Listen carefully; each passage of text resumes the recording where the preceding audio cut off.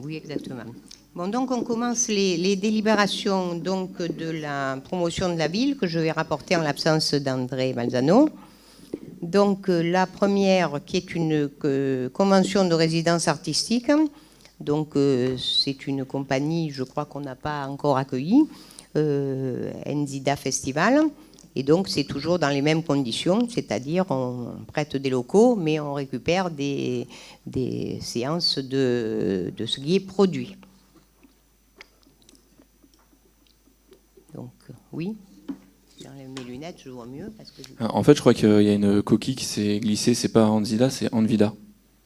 Avec le nom du SIRET, je suis tombé sur Anzida, ça n'existe pas, c'est ça, ben, Anvida. on vérifiera ça effectivement, parce qu'honnêtement, je ne sais pas moi. Hein. Donc c'est qui est là. Alors,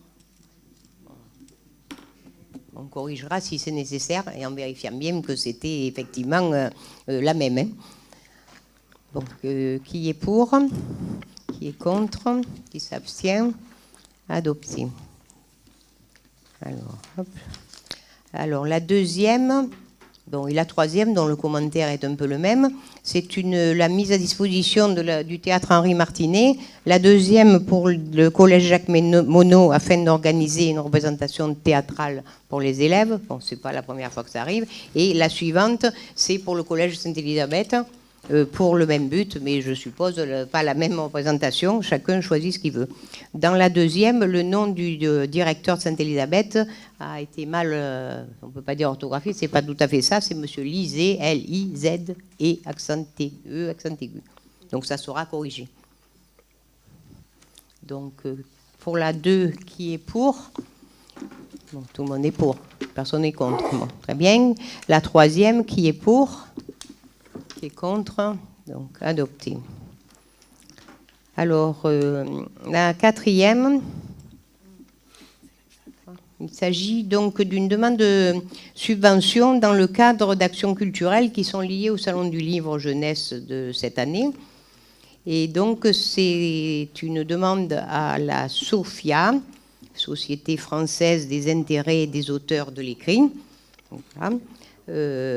Donc par la ville, pour justement favoriser les interventions d'auteurs dans les écoles, dans le cadre du Salon du Livre.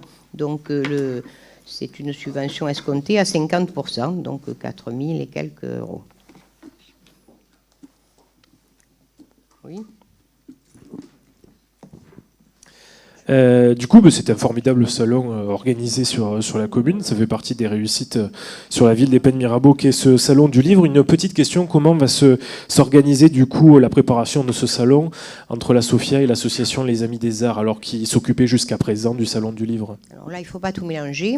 Jusqu'à maintenant, nous avions, indépendamment d'une coopération éventuelle avec la SOFIA, je dirais, des subventions de l'ex-CPA, je dis toujours comme ça, il faut bien l'appeler par son nom, et aussi du conseil départemental, par exemple. Au jour d'aujourd'hui, pour des raisons qui tiennent à la restructuration pour la CPA et au conseil départemental pour sa politique telle qu'elle est, nous n'avons plus de subvention pour ce salon du livre.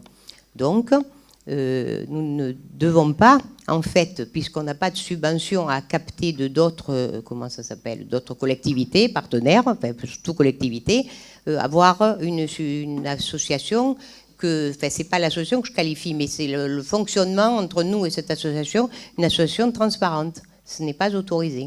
Donc, comme de toute façon l'organisateur, depuis des lustres, parce que je ne sais plus depuis quand on fait des salons du livre, pas toujours jeunesse, il y avait eu salon du livre plus général avant, c'est la ville qui est organisatrice et qui s'appuyait pour capter les subventions sur les Amis des Arts, qui participaient en tout cas avec le personnel municipal à monter ce salon. Bon, au jour d'aujourd'hui, nous n'avons pas la nécessité de passer par les Amis des Arts, qui sont quand même parfaitement invités à demeurer bénévoles comme ils l'étaient avant, ainsi que d'autres personnes autour du personnel municipal. En fait, ça se verra pas pour la population, si on peut dire. Voilà. C'est le même type de salon du livre, on ne remet pas en question, je dirais, l'organisation elle-même, et en particulier les interventions dans les écoles qui ont un bon succès. Du coup, derrière l'association des Amis des Arts, alors c'est une entité, c'est une association loi 1901, mais derrière il y a des humains. À quel moment vous avez expliqué tout ça du coup aux bénévoles et aux êtres humains qui s'investissaient depuis des années sur le salon du livre? À quel moment vous leur avez expliqué tout ça? Il y a déjà quelques semaines, et on a eu une longue discussion, parce que, bon, de toute façon, si nous était arrivé effectivement d'autres subventions, eh ben, on devait en prendre compte, mais là, on ne pouvait pas en prendre compte. Donc, parce qu'il y a 72 heures, il y a 72 heures, les êtres humains qui étaient derrière l'association Les Amis des Arts n'étaient pas au courant de l'organisation avec la Sophia. Ça, c'est pas vrai. J'ai reçu moi-même, avec la direction de la culture et M. Balzano, qui ne peut pas en témoigner parce qu'il n'est pas là, mais il y était ce jour-là, Mme Nicolaï elle-même, et nous avons parlé 1 heure ou 2. Donc je ne peux pas dire que je les ai pas reçus. Bon, après, comment elle l'a diffusé, j'allais dire les gens qui étaient autour d'elle, c'est la présidente quand même. Hein. Enfin, moi, je veux bien voir les autres personnes. Hein, si c'est pas, ça n'a pas été demandé. Donc vous confirmez que vous aviez informé que la Sophia... Absolument. Ok. Absolument. J'avais informé Madame Nicolaï. Elle l'a confirmé elle-même en conseil d'école. Oui, voilà. Oui. Bon, donc ceci étant, la délibération 4 qui est pour... Qui est contre. Donc, tout le monde a voté oui.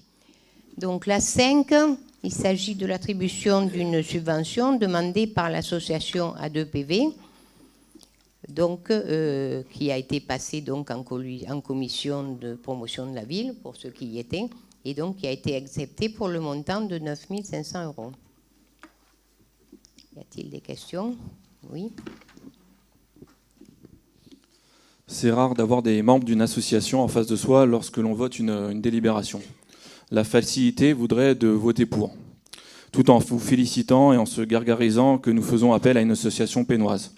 C'est la solution de facilité et cela serait de la pure démagogie. En tant qu'élu et responsable politique, j'ai un devoir de faire attention à l'argent des Pénois qu'ils ont du mal à gagner. 9 500 € pour filmer, monter et mettre en ligne le conseil, c'est trop. Beaucoup trop. Il n'y a pas d'extraction, juste un montage basique, puis la mise en ligne. Ce travail pourrait être largement fait par des employés municipaux, ce qui ferait amplement baisser le coût du film du conseil. En ces temps de baisse de dotation de fonctionnement et de la part de l'État à notre commune et d'une pression fiscale toujours plus importante sur les Pénois, il serait temps de commencer à penser à faire des économies. J'espère que, messieurs qui vous nous filmez, vous comprendrez notre position. Donc je mets au vote qui est pour, qui est contre. Ah non, il y a 2 étages de doigts, pardon. Alors, allez-y. Du coup, on refait un petit peu le lien avec le sujet dont on avait parlé tout à l'heure. Les documents doivent nous être transmis de manière non modifiée. Donc, on parle bien des comptes rendus. Les vidéos font partie des comptes rendus du conseil municipal. Toutes les vidéos qui ont été mises en ligne par, à l'époque, l'entreprise TV7 Provence, nous souhaitons récupérer tous les fichiers vidéo qui ont été filmés par l'entreprise, puisque nous pouvons imaginer que l'entreprise demain, TV7 Provence, puisse fermer le compte YouTube. Il suffit juste de quelques minutes pour le faire. Et tous les comptes rendus doivent être mis à disposition des conseillers municipaux et peuvent être consultés à n'importe quel moment. Donc vous ne le faites pas de manière écrite, vous nous avez dit que vous reviendrez vers nous, même si ça rentre dans le cadre législatif. Néanmoins, nous souhaitons que vous nous transmettiez via numérique ou autre l'intégralité des fichiers vidéo depuis 2014 mis en ligne par l'entreprise TV7 Provence, puisque vu que nous n'avons plus de lien juridique avec eux via une délibération, à tout moment ils peuvent couper l'accès à ces données-là. Merci. Vous faites la demande et on vous répondra. Je ne vous réponds pas maintenant ni oui ni non. Vous nous demandez par écrit et on vous répondra. Puisque je vous ai demandé. C'est tout. Donc vous nous répondrez. Oui, mais je vous répondrai quand vous m'aurez fait la demande par écrit. C'est tout. Donc, vous êtes moderne, hein. Oh là là. Vous voulez que je vous envoie un fax, un Minitel? Vous préférez que je fonctionne comment? Je voudrais seulement que vous nous laissiez le conseil municipal se dérouler en dehors de plaisanteries douteuses. Mais Madame le maire, je suis désolé, mais c'est vous. Enfin, je vous fais la demande de manière orale. Vous me demandez de vous la faire par écrit.